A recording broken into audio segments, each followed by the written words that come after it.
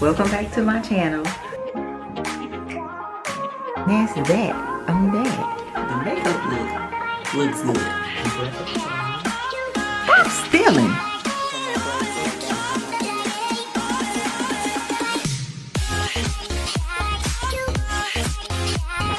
Hey guys, welcome back to my channel. If you're new here, my name is Nadia. So today's video, I just wanted to do kind of a quick girl chit chat type video.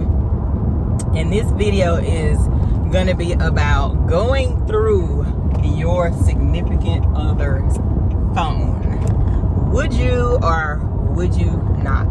Is it a thing that you do or is it a thing that you stay away from? What is it, girl?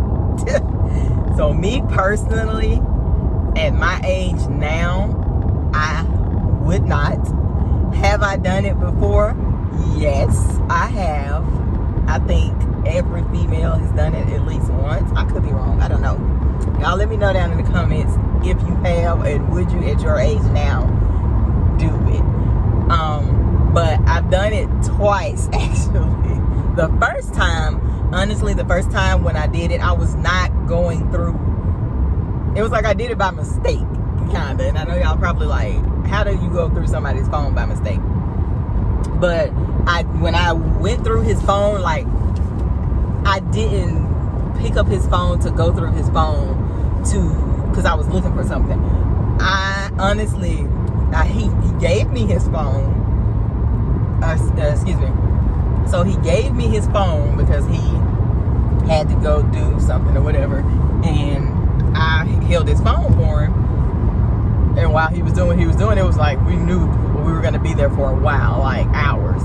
So I had his phone all this time, and I'm sitting there or whatever, and I'm playing on my phone. And this was a long time ago, so phones weren't how they are now. Like all the stuff we have on our phones, we didn't have all the stuff then. Like I said, this was a long time ago. I'm not gonna say a time frame or whatever, but so I had his phone for like hours, and I'm going through my, I'm on my phone. I don't even know if I think we were texting.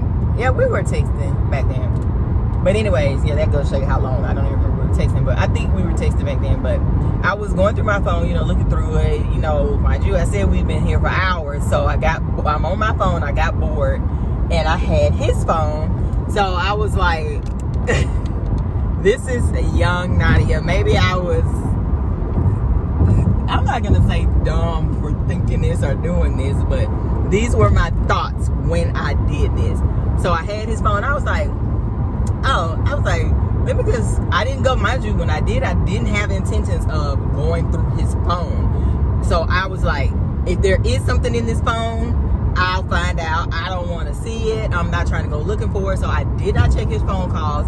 I did not check his text messages or any of that. I didn't, because I felt like if there was something in there, that's where it was going to be. And like I said, I wasn't the type that would go through somebody's phone. So I avoided all text messages.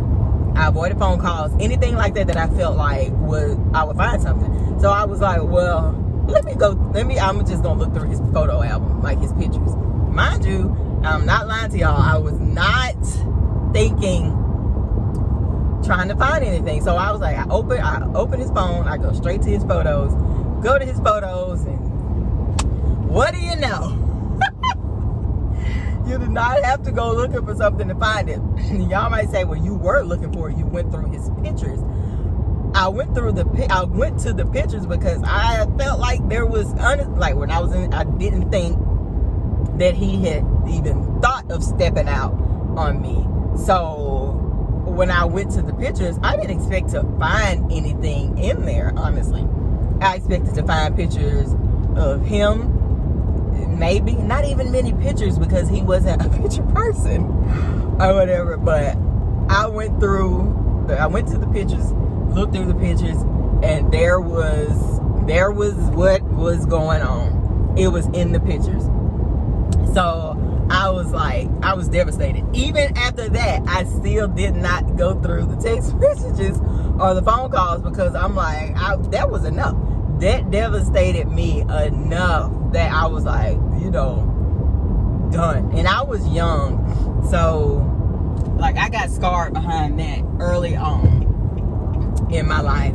So that situation was that I actually, like, we went through whatever we went through, and I actually stayed with him after. That was the one, you know, like, I took him back even after seeing what I saw or whatever. I was young and in love and all this kind of stuff, so I took him back or whatever. So after, because we were split for some months, but we ended up getting back together. We didn't have any issues after that or anything like that or whatever. But I think that put me on the road of not really trusting or whatever. So, but even after, I guess I could say it put me on the road of having my guard up.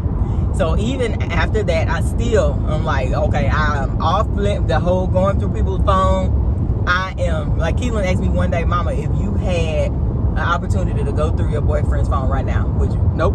I answered it so fast, because I'm like, no. One thing I am a true believer in: what is done in the dark will come to the light. You don't have to go looking for it. It will find you in whatever way it needs to find you in. So, and my thing is, do not go looking for something you're not ready for. When that happened to me, that time, I was not ready to leave him. That's why, even though I said I wasn't thinking that he was doing anything, but that's why I gave him another chance, because I was still emotionally attached to him. And when you're emotionally attached to people, it's harder for you to leave. And I was very emotionally attached to this person, so it was hard for me to leave. And I truly believed that he wasn't going to do it again. And I don't think that he did after that, to be honest with you. But anyway, so fast forward to grown adult Nadia, years and years later. The one time that I purposely went through this phone, I get to talking to y'all and I'm speeding. I'm going 89 on this interstate. So this relationship that I'm in, we were, of course, fine. Everything is all peaches and cream in the beginning or whatever. But I noticed a shift in our relationship. We have women's intuition for a reason. You have to pay attention and listen to it when it comes, because it tells you, you know, something is off. So my female intuition kicked in. I knew something was off in this relationship. Didn't know how I was gonna find out for sure what was off, or if my intuition was even right. So we go on a trip, go out of town, come back. The entire trip, I'm off. I'm not enjoying the trip. I honestly was like ready to come home, because even though we were on this trip, I still could not shake the fact that I knew something was going on. Like, something between he and I had changed, and it bothered me, because I'm like, why would you even plan a trip when you know that something is wrong? I'm picking up on that something is wrong. So you're the reason that something is wrong. So why would you even plan a trip? Because at this point it was obvious. So I'm like trying to freaking figure out, like, what is it? But I knew I was gonna have to have some hardcore evidence or hardcore something for me to get through this. So in my mind, for a while, I'm working through this, like, something is off, and I'm gonna have to figure out what it is, because at this point it's like I wasn't even happy, because I knew something was off. And I'm like, just, you know, when you're just trying to put your finger on something but you can't. So that's how it was feeling. So time goes on, and this one day I went over to his house, and I'm like, something is off in the house. So I'm thinking, like, me being me, when something is bothering me, I'm really mild and laid back or whatever. But when something is bothering me, the not so mild Nadia, even though I still handle things in a mild way, but the Nadia that you cannot tell she is wrong comes out, and there's no taming her. So the whole time I'm like, something is wrong, and before this night is over with, I'm gonna get down to it, regardless of what it looked like in the end. So I'm looking around, and stuff in his place is off.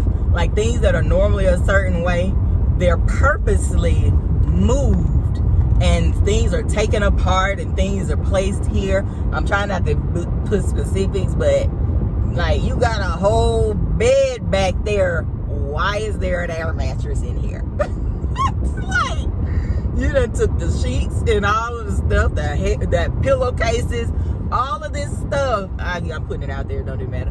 You done took all of the stuff off of this air mattress that shouldn't even be in here. Like, why is there an air mattress in here? You got a bedroom set.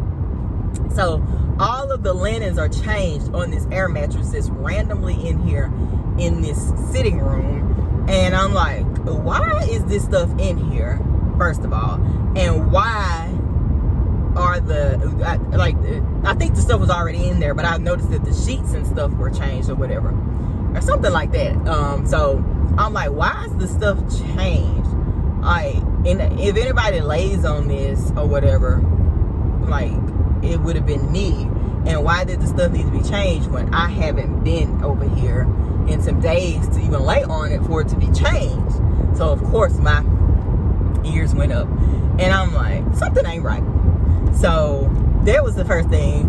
Then I think I noticed the t-shirt was on the floor on the other side of it. It was so many little details that bothered me, because how if you're a person like me that notices every little detail, and when things are always the same way, when a person handles things the same way all the time, and then when they make things, like when they do things differently when you're not around, and then all of a sudden when you're around, they're back to doing things the normal way, those kind of things stand out to you. So I'm looking like, it was like I noticed that, and it was like 2 or 3 more things I noticed, and I'm like, okay, something is going on. And before this weekend is over, we won't be together anymore. I had come to terms with that. So the next day, I'm like, what is it? Well, I woke up with it on my mind. So the next day, he leaves, goes to do something, I can't even remember. And I noticed his Apple Watch was on top of the refrigerator.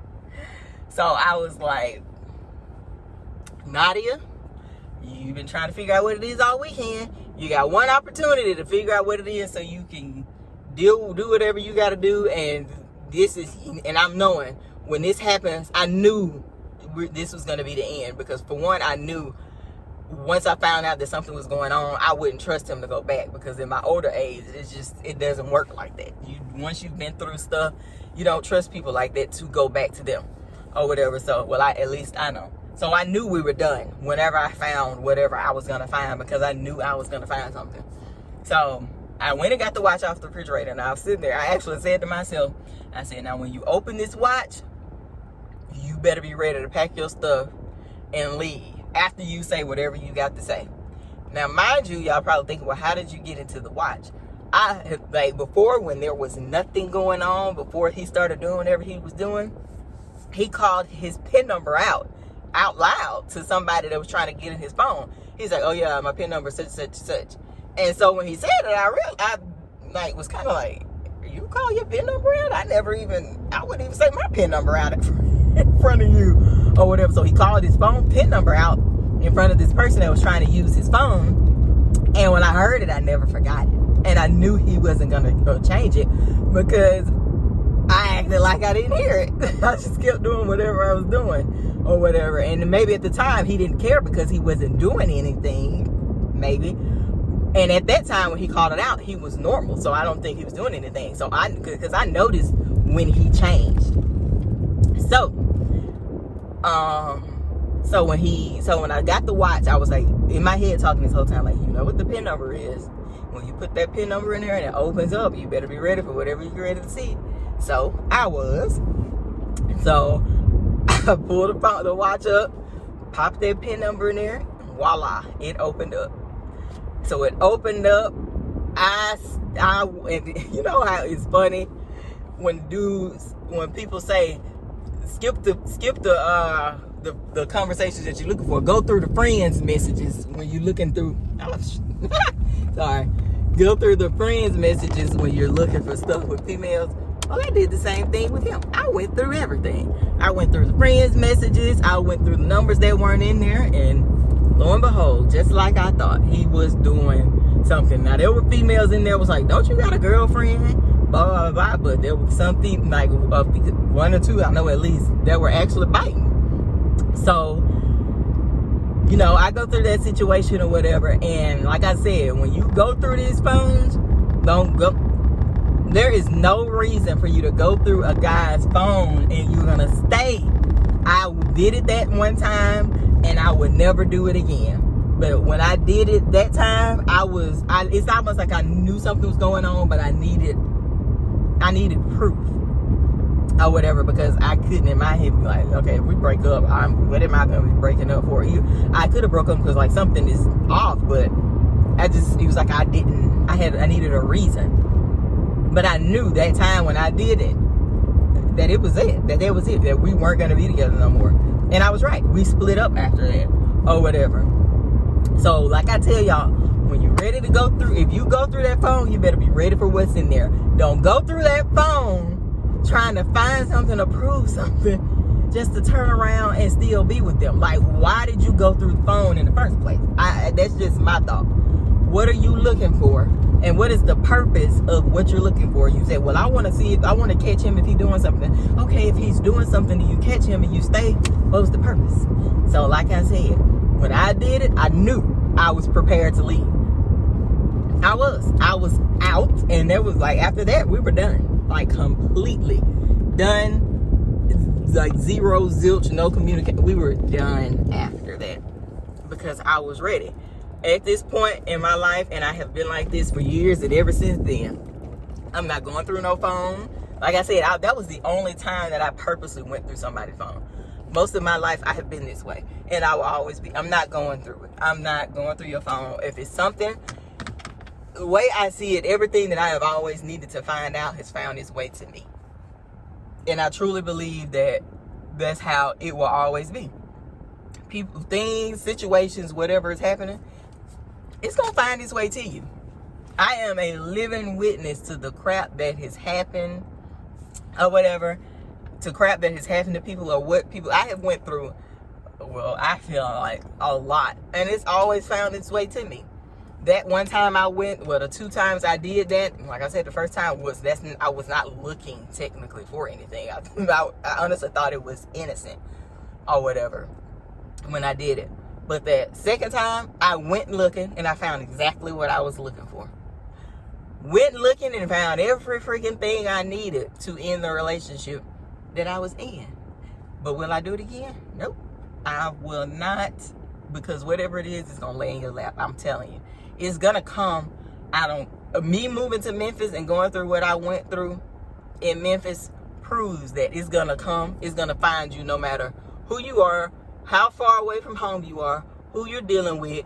However, stuff is going to come out. It may not be as soon as it starts, but it's still going to happen. It's still going to come out. It sucks, but that is the truth. So that's just my little 2 cents on that situation. I mean, some of you may agree, some of you may disagree. Like I said, let me know in the comments what y'all think. Stay at them people's phone. But thank you guys so much for tuning in to another girl chat video. Make sure you subscribe to my channel, and I will see you guys in my next video. Bye guys.